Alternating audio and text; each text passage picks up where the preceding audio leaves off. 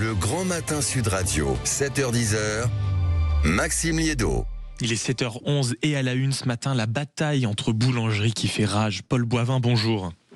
Bonjour. Merci beaucoup d'être avec nous ce matin. Vous êtes le directeur général de la FEB. C'est l'association qui regroupe des chaînes comme Paul, la Micaline ou Ange. Expliquez-nous ce qui se passe pour les vendeurs de baguettes, de croissants et de pain au chocolat ce matin. C'est quoi? C'est à nouveau une sorte de guerre entre vous pour travailler plus?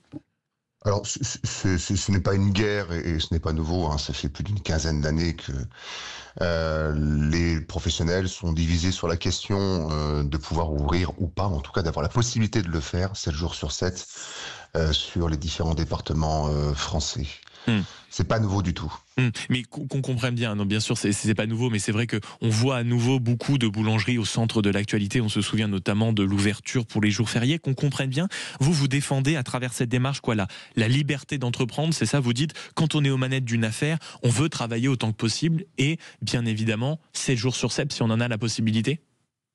Exactement, vous l'avez dit, on défend la liberté d'entreprendre. Pour nous, on rappelle une chose, on est évidemment des artisans pour certains, on en représente également, on est des artistes pour d'autres, pour ceux qui le souhaitent et ceux qui sont passionnés, mais on est avant tout des commerçants. Or, la seule chose qui compte pour un commerçant, c'est le client, c'est le service client. On trouve totalement absurde et rétrograde d'avoir certains départements français, qui aujourd'hui d'ailleurs sont minoritaires, la majorité des départements français permettent l'ouverture 7 jours sur 7. Il faut bien le noter, 60% des Français, sont dans des départements où l'ouverture 7 jours sur 7 est tout à fait autorisée. Donc on ne comprend pas encore que certains préfets fassent de la politique, ce qui n'est pas normalement leur rôle, et continuent d'interdire aux entrepreneurs de pouvoir travailler comme ils le veulent. Paul Boivin, je vous propose d'écouter l'intervention de Dominique Enrac. C'était le président de la Confédération nationale de la boulangerie-pâtisserie. Il était hier notamment l'invité de Perico Légas et il explique précisément qu'un petit artisan, lui, ne peut pas forcément ouvrir 7 jours sur 7 car son entreprise, derrière, notamment, c'est l'une des raisons qu'il invoque, est invendable. Écoutez. Une toute petite entreprise est ouverte 7 sur 7. Le problème, on n'arrive pas à trouver de repreneur derrière.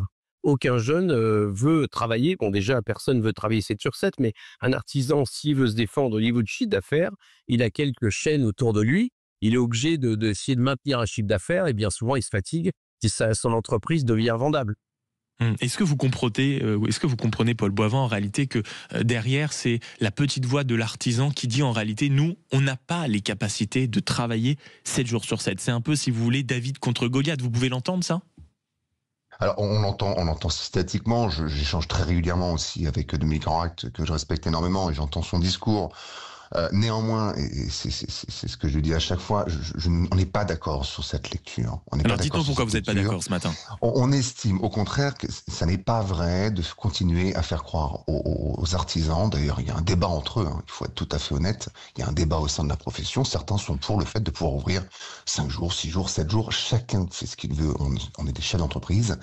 Néanmoins, un artisan, et vous le voyez depuis 20 ans, la qualité du pain a augmenté. Jamais le pain n'a été aussi bon. Où que vous vous trouviez, partout sur le territoire. Ça, c'est lié à une seule chose, la concurrence. La concurrence est saine. Elle tire la qualité des produits vers le haut. On le voit chez les artisans, on le voit dans les réseaux de magasins, on le voit même en grande distribution. La qualité du pain n'a jamais été aussi haute. Donc, un artisan boulanger, à partir du moment où sa boulangerie est bien placée, qu'il fait de bons produits, qu'il vous accueille avec le sourire, un petit mot sympa, mais vous n'avez aucune raison, au prétexte qu'il est fermé 2 ou 1 jour par semaine, de changer de crèmerie, j'ai envie de dire. C'est vos boulangers du quotidien. La seule chose qu'on demande, nous, et qu'on constate, c'est que dans les départements où l'ouverture 7 jours sur 7 est possible, et ça depuis plusieurs années, il n'y a pas eu de chute du nombre d'artisans boulangers, clairement pas. 2, le client qui, encore une fois, est au centre de tout. devenu beaucoup plus difficile, précisément. Vous avez beaucoup de témoignages de boulangers qui expliquent qu'en réalité, quand tout le monde fermait un jour, en réalité, c'était plutôt sain. Comme vous l'avez dit, le pain, c'est presque c'est quotidien dans beaucoup de Français, dans le foyer, beaucoup de Français. Certains disent, quand notre concurrent fermait un jour en face, on récupérait un peu de clientèle, et quand nous, on fermait, ils récupéraient aussi un peu de clientèle. La concurrence était plutôt saine. Là, on a l'impression que ce sont les grands contre les petits, Paul Boivin. Non, enfin, je trouve ça trop facile. C'est comme si je vous disais, écoutez, je suis une petite radio associative, Sud Radio, vous êtes un grand, un mastodonte, vous êtes gentil, vous allez passer une playlist un jour par semaine, vous allez arrêter de faire vos émissions et vos matinales. C'est absurde. En quoi est-ce que ça va me défendre, moi, petit? C'est pas vrai. La différenciation va se faire sur l'expérience client, la qualité des produits, et vous le voyez bien. Les artisans boulangers qui innovent, et c'est beaucoup dans les nouvelles générations de boulangers, vous voyez des choses qui sont absolument extraordinaires, à la fois dans les grandes villes, mais aussi dans des Ça petits, permet à chacun, en réalité, de tirer son épingle du jeu, c'est ce que vous nous dites. Mais bien sûr, absolument. Et ce sont des chefs d'entreprise. Encore une fois, partout où on le voit, les Français plébiscitent le fait de pouvoir acheter du pain frais tous les jours où qu'il se trouve. Donc il n'y a pas de débat là-dessus. Et parlons franchement, est-ce que cela change vraiment la donne d'un point de vue financier? Par exemple, sur le chiffre d'affaires à la fin du mois, vous, par exemple, vous voyez réellement une différence? Paul Boivin, vous qui êtes directeur général de la FEB, c'est-à-dire l'association qui regroupe plusieurs grandes chaînes de boulangers, vous voyez à quel point le 7 sur 7 permet d'avoir un chiffre d'affaires beaucoup plus conséquent? Alors, on regroupe des grands boulangers, mais également des petits réseaux locaux qui ont 2-3 magasins. Au global, pas Ça vraiment. change la donne. Au global, Non. Non. Au global, non. Au global, pas vraiment. Ça lisse le chiffre d'affaires sur 7 jours. Par contre, ça permet effectivement de voir les clients tous les jours. Et d'installer une véritable régularité, un véritable rendez-vous. Une régularité, une relation quotidienne, tout à fait. Bien sûr. Merci beaucoup, Paul Boivin, d'avoir été avec nous, directeur général de la FEB, association qui regroupe donc des grandes chaînes comme Paul ou la Micaline. Merci beaucoup d'avoir été avec nous ce matin. Il est 7h18 sur Sud Radio.